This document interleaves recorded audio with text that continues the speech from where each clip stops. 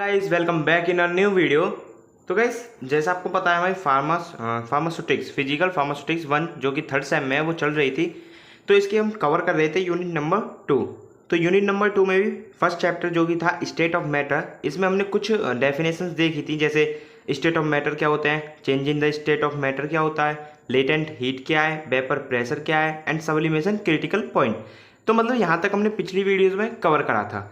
तो आज हम बात करने वाले हैं आखिर ये यूटैक्टिक मिक्सचर क्या होता है, गैसेस क्या है हमारी, ये एरोसोल्स क्या है, इनहेलर्स क्या है, रिलेटिव ह्यूमिडिटी हमने पिछली वाली वीडियो में कवर कर लिया है ये वाला, ठीक है। लिक्विड कॉम्प्लेक्स क्या है, लिक्विड क्रिस्टल क्या है, ग्लासी स्टेट क्या है and solid crystalline amorphous of polymorphism. तो मतलब ये चैप्टर नंबर 1 आज कवर हो जाएगा। आज की वीडियो में चैप्टर नंबर 1 यूनिट 2 का कवर हो जाएगा। नेक्स्ट वीडियो में हम चैप्टर नंबर 2 की बात कर लेंगे। तो नेक्स्ट वीडियो में ऐसे आपकी यूनिट नंबर 2 भी फिनिश हो जाएगी, ठीक है। यूनिट 1 ऑलरेडी हमने कवर कर दी है। अगर आपने देखी नहीं है वो तो एक बार जरूर से जाकर विजिट कर लेना चैनल पर, या फिर मैं डिस्क्रिप्शन बॉक्स में लिंक दे दूंगा। एंड इसके नोट्स हमारे टेलीग्राम ग्रुप पर या व्हाट्सएप ग्रुप दोनों पर है अवेलेबल, आप किसी में भी ज्वाइन होकर ले सकते हो। तो हमारा पहला टॉपिक आज का यूटैक्टिक मिक्सचर। तो पहले थ्योरी पढ़ो फिर देखते हैं इसका मीनिंग क्या है। तो यूटैक्टिक मीन्स इजी मेल्टिंग। तो जो यूटैक्टिक है वो एक लैटिन शब्द से आया है यूटैक्टिक, जिसका मीन्स होता है मेल्टिंग, इजी मेल्टिंग, मतलब आसानी से मेल्ट हो जाए। It is a mixture of two or more component which they mix together so their melting point decreased and they melt below the melting point of any individual component. तो guys समझो अब क्या हो रहा है यूटैक्टिक mixture में। तो देखो जैसे मैं समझ लो एक मेरे पास एक कंपाउंड है जिसका मेल्टिंग पॉइंट है 49 से 51, ठीक है। अब एक कंपाउंड है बी जिसका मेल्टिंग पॉइंट है मेरे पास 75 से 77 तक। तो देखो इसका मेल्टिंग पॉइंट थोड़ा कम है, इसका मेल्टिंग पॉइंट थोड़ा ज़्यादा है। अब जब हम ए और बी को मिक्स कर देंगे ए प्लस बी, तो इनका जो मेल्टिंग पॉइंट अब आएगा ना, इस वाले कंपाउंड का जो हम मिक्स करके बना रहे हैं यानी कि मिक्सचर का, वो आप समझ लीजिए 35 to 37 आ गया। तो अब देखो ये 35 जो आया है ये 49 से भी कम है एंड 75 से भी कम है। तो यूटैक्टिक मिक्सचर हमारे ऐसे ही मिक्सचर होते हैं कि जो उनको हम मिक्स करते हैं तो उनका मेल्टिंग पॉइंट जो होता है वो डिक्रीज हो जाता है किसी भी इंडिविजुअल कंपोनेंट से, ठीक है। तो मतलब देखो अब मिक्सचर का कितना है 35 या 37, 35 समझ लो आप, 35 है तो ये 49 से भी कम है एंड 75 से भी कम है। तो यही मतलब होता है यूटैक्टिक मिक्सचर का। जब हम किन्हीं दो कंपोनेंट को एक साथ मिलाते हैं तो उन दोनों कंपोनेंट से भी जो कम मेल्टिंग पॉइंट होता है इस मिक्सचर का, ठीक है।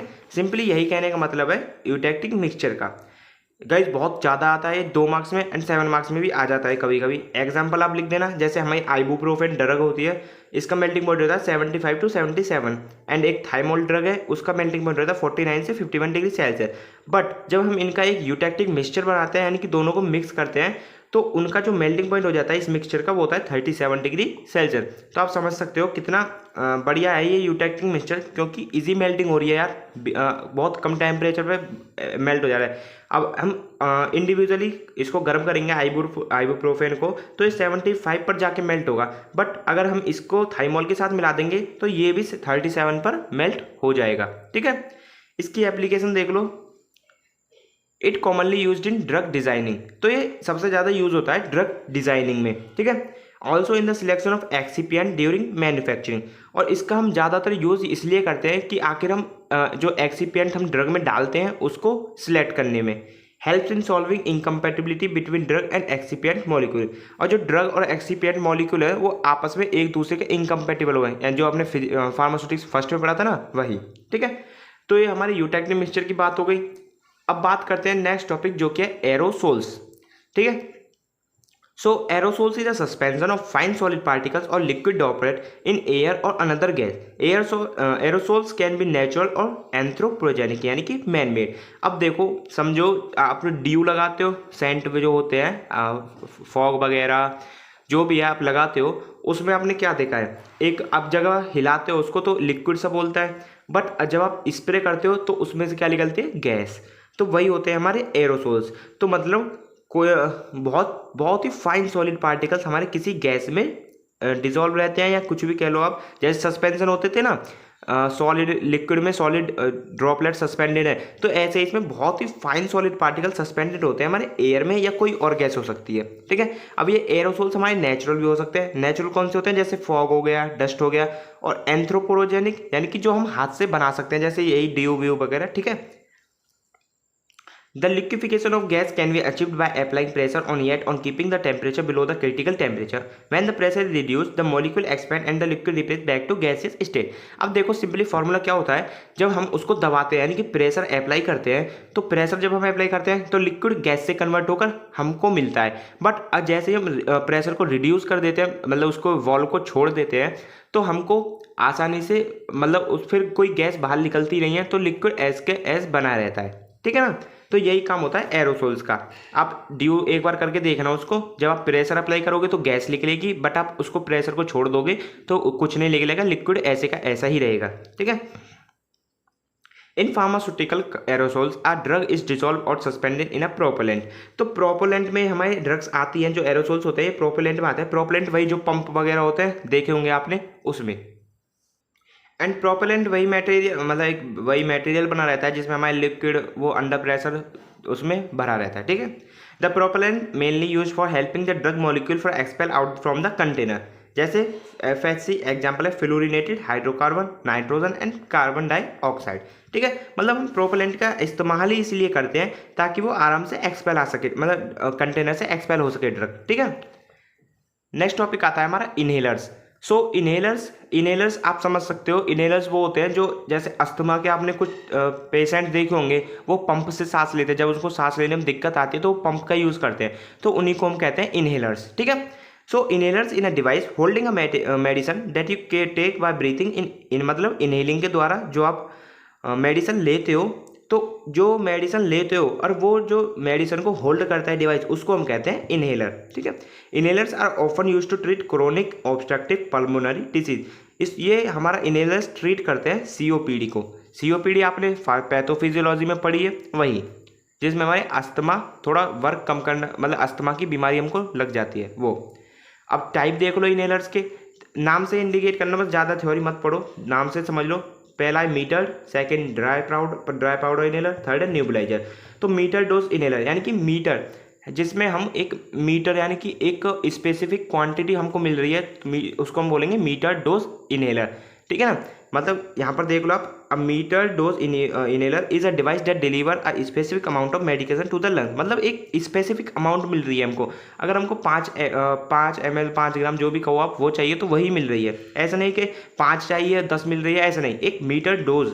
ठीक है ना, it is most commonly use drug delivery system for treating asthma, chronic COPD and other respiratory disease. यानी कि वही अस्थमा, COPD और जो हमारे अदर रेस्पिरेटरी डिजीज होते हैं उसमें ही यूज आता है।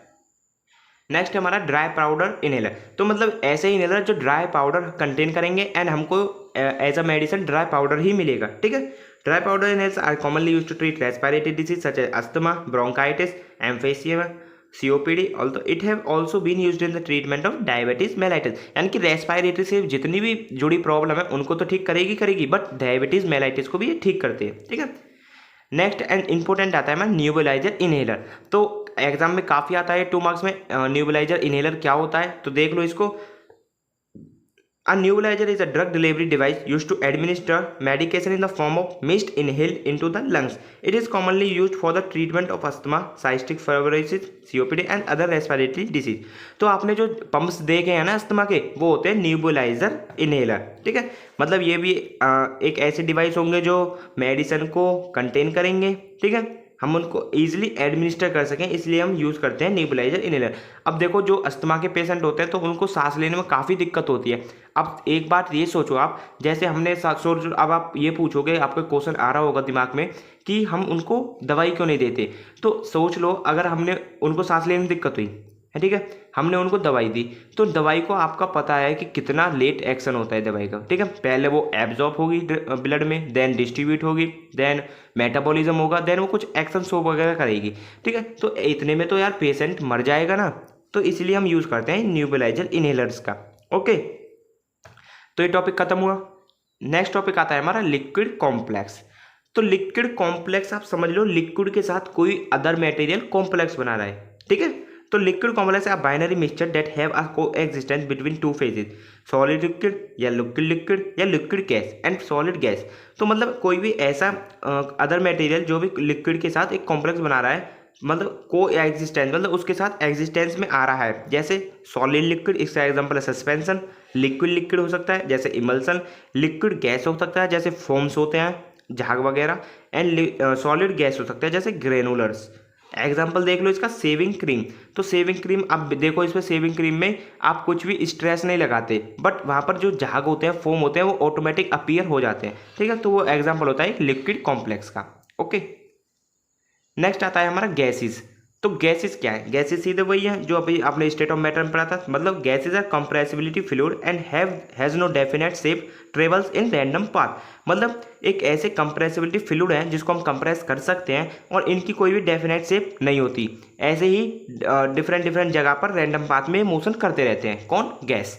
तो गैस लॉ आपने पढ़े होंगे 9th में, 10th में, 11th में, हर जगह पढ़े आपने गैस के लॉ। 3 लॉ होते हैं, बॉयल्स, चार्ल्स और एवोगाड्रो। तो पहले पढ़ेंगे हम बॉयल्स लॉ। तो बॉयल्स लॉ क्या कहता है? This law state that the pressure of fixed amount of gas at a constant temperature is inversely proportional to the volume of gas. मतलब जो भी प्रेशर है किसी भी अमाउंट में, किसी भी गैस की अमाउंट पर हम जो प्रेशर लगा रहे हैं एक कांस्टेंट टेम्परेचर पर, ठीक है। यहाँ पर 3 चीज़ें ध्यान रखना, प्रेशर, वॉल्यूम, टेम्परेचर। तो जहाँ पर 2 चीज़ें होंगी, मतलब यहाँ पर प्रेशर और वॉल्यूम है, तो यहाँ पर टेम्परेचर कांस्टेंट होगा। कहीं पर वॉल्यूम नहीं होगी, प्रेशर और टेम्परेचर होगा, तो वहाँ पर वॉल्यूम कांस्टेंट रहेगा। कहीं पर प्रेशर नहीं होगा तो वहाँ पर प्रेशर कांस्टेंट रहेगा। ठीक है, तो यहाँ पर क्या हो रहा है, जब भी हम प्रेशर अप्लाई करते हैं किसी भी फिक्स्ड अमाउंट ऑफ गैस पर कांस्टेंट टेम्परेचर पर, तो वो इनवर्सली प्रोपोर्शनल होती है हमारी वॉल्यूम ऑफ गैस के। तो P inversely proportional to V। ठीक है, ये है हमारा बॉयल्स लॉ। चार्ल्स लॉ हमारा वो है किसी भी कांस्टेंट प्रेशर पर। अब देखो यहाँ पर B और T है, मतलब वॉल्यूम ऑफ टेम्परेचर है, यहाँ पर P नहीं है, तो मतलब प्रेशर हमारा कांस्टेंट है। तो किसी भी वॉल्यूम का मतलब गैस की वॉल्यूम का डायरेक्टली प्रोपोर्शनल होता है वो टेम्परेचर ऑफ गैस के। तो ये होता है हमारा Charles law. Third and last है हमारा एवोगाड्रोस लॉ। तो एवोगाड्रोस लॉ क्या कहता है? This law state that the volume of a sample gas is directly proportional to the number of moles in the sample at constant temperature and pressure. तो मतलब जितना भी हमारा वॉल्यूम है सैंपल गैस का, उसमें जो नंबर ऑफ मोल्स होते हैं वो डायरेक्टली प्रोपोर्शनल होते हैं किसके? वॉल्यूम ऑफ गैस के। ठीक है, ये हमारा खत्म होता है। अब नेक्स्ट आता है हमारा glassy state. So glassy state क्या है वो देखो। अब glass is considered to be non conductive transparent solid, it is actually a type of solid matter. अब गिलास यानी कि जो कांच होते हैं वो हमारे सॉलिड होते हैं, ट्रांसपेरेंट सॉलिड होते हैं। ठीक है, वो हमारे एक्चुअली नॉन कंडक्टिव होते हैं, बट हमारे वो सॉलिड में कंसिडर करे जाते हैं। In solid atom and molecules are arranged in are ordinary manner where is in glassy material they are highly disorder.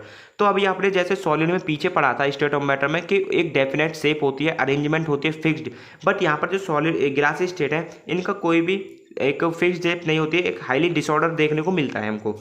They do not have sharp melting point but slowly liquefy on heating.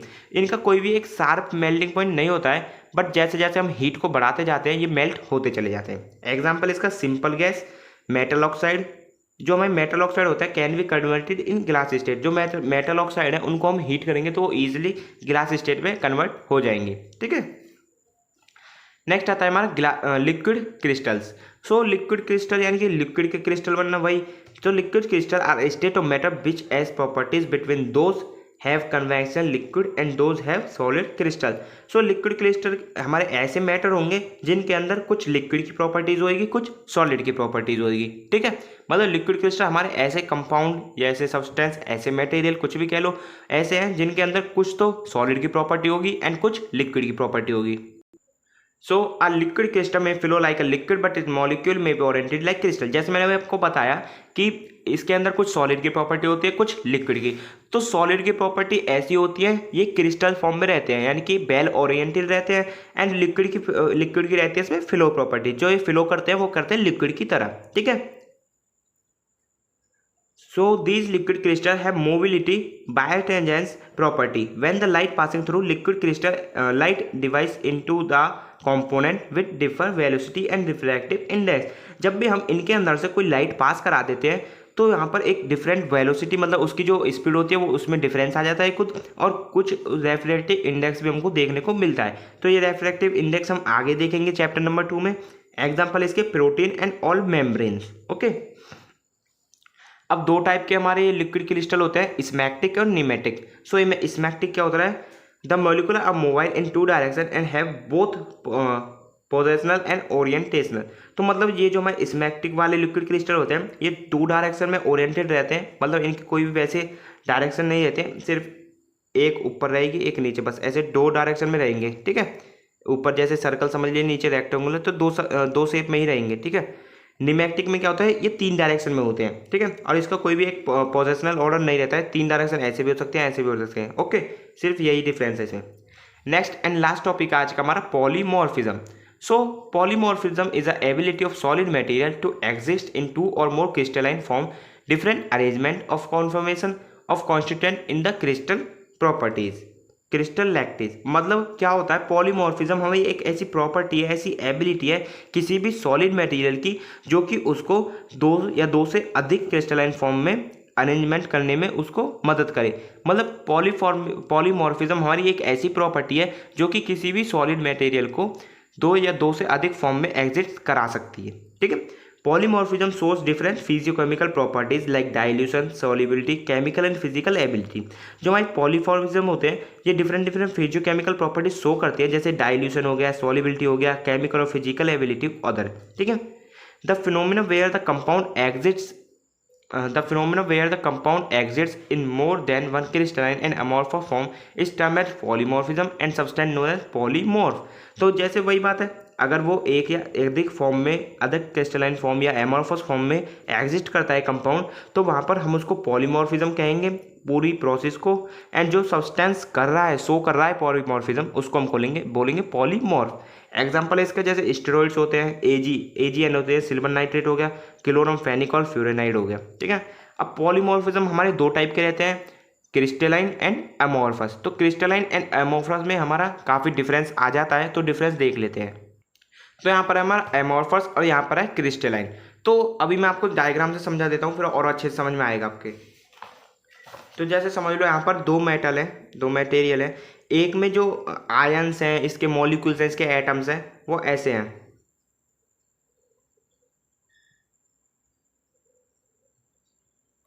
मतलब अब यहाँ पर क्या देख रहे हो आप, सारे सर्कल हैं और सारे एक शेप के ही हैं। ठीक है, अब इसमें क्या देख रहे हो आप, इसमें कोई एक शेप का नहीं है, सारे डिफरेंट शेप के हैं। ठीक है, तो ये जो हमारे सारे एक शेप के हैं और सारे एक रेगुलर पैटर्न में हैं, तो इसको हम बोलेंगे यहाँ पर क्रिस्टलाइन। ठीक है, और जो इरेगुलर पैटर्न आपको देखने को मिल रहा है ये होता है हमारा एमॉर्फस। ओके, आई होप आपको क्लियर हो गया होगा। तो एमॉर्फस यानी कि वही हमारे ऐसे सॉलिड मटेरियल जिनके अंदर जो आयंस होते हैं, मॉलिक्यूल्स होते हैं, एटम्स होते हैं, वो इरेगुलर पैटर्न में होते हैं। मतलब एक रेगुलर पैटर्न देखने को हमको नहीं मिलता है, बट हमारे यहाँ क्रिस्टलाइन में एक रिपीटिंग अरेंजमेंट होती है, इरेगुलर अरेंजमेंट होती है। ठीक है, melt over a range of temperature, have a sharp melting point. मतलब जो एमॉर्फस हमारे एमॉर्फस सॉलिड होंगे उनका कोई भी एक शार्प मेल्टिंग पॉइंट नहीं होगा, यानी कि आप ऐसे कहोगे इनको कि 100 से 150 के बीच में कभी भी मेल्ट हो सकते हैं। बट जो हमारे क्रिस्टलाइन वाले सॉलिड होते हैं इनका एक शार्प मेल्टिंग पॉइंट होगा, यानी कि 119 पर मेल्ट हो रहे हैं तो 119 पर ही मेल्ट होंगे। ठीक है, no definite heat of fusion, इनमें हीट ऑफ फ्यूजन देखने को नहीं मिलता है एमॉर्फस में, इसमें हीट ऑफ फ्यूजन देखने को मिलता है क्रिस्टलाइन में। ठीक है, इसका एग्जांपल है जैसे गिलास हो गया, प्लास्टिक हो गया। इनकी जो गिलास और प्लास्टिक आपने देखे होंगे ना, थोड़े खुरदरे से रहते हैं, तो इसीलिए रहते हैं क्योंकि वो एमॉर्फस होते हैं। एमॉर्फस वही जिनका शेप एकदम अच्छी नहीं होते हैं, उसके जो अंदर के आयंस और मॉलिक्यूल्स होते हैं वो वेल लेवल नहीं होते हैं। इसका एग्जांपल है क्रिस्टलाइन का डायमंड, मेटल, ग्राफिटिक। डायमंड आपने देखा ना कितना प्योर एकदम चिकना सा रहता है, तो उसके अंदर जो सारे मॉलिक्यूल्स होते हैं वो अरेंज होते हैं एक रेगुलर पैटर्न में। ये होते हैं आइसोट्रोपिक और ये एनाइसोट्रोपिक। ठीक है, तो गाइस आज की वीडियो में चैप्टर नंबर 1 खत्म होता हुआ ये यहाँ तक पॉलीमॉर्फिज्म तक पूरा देख लिया है हमने। ये जो क्रिस्टलाइन और एमॉर्फस है ये पॉलीमॉर्फिज्म के ही टाइप है। ओके, अब नेक्स्ट वीडियो में हम बात करेंगे physiochemical properties of drug molecule. ये पूरा हम कवर करा देंगे नेक्स्ट वीडियो में। तो फिर आपकी यूनिट नंबर 2 भी खत्म हो जाएगी, देन स्टार्ट करेंगे हम यूनिट नंबर 3। तो आई होप आपके वीडियो लेक्चर समझ में आया होगा, आपको काफ़ी यूज़फुल लगा होगा। तो भाई चैनल को सब्सक्राइब कर लें एंड अपने दोस्तों के साथ ज़रूर से शेयर करें वीडियोज़ को। एंड नोट्स हमारे टेलीग्राम ग्रुप और व्हाट्सएप ग्रुप दोनों पर मिल जाएंगे। Thank you, have a nice day.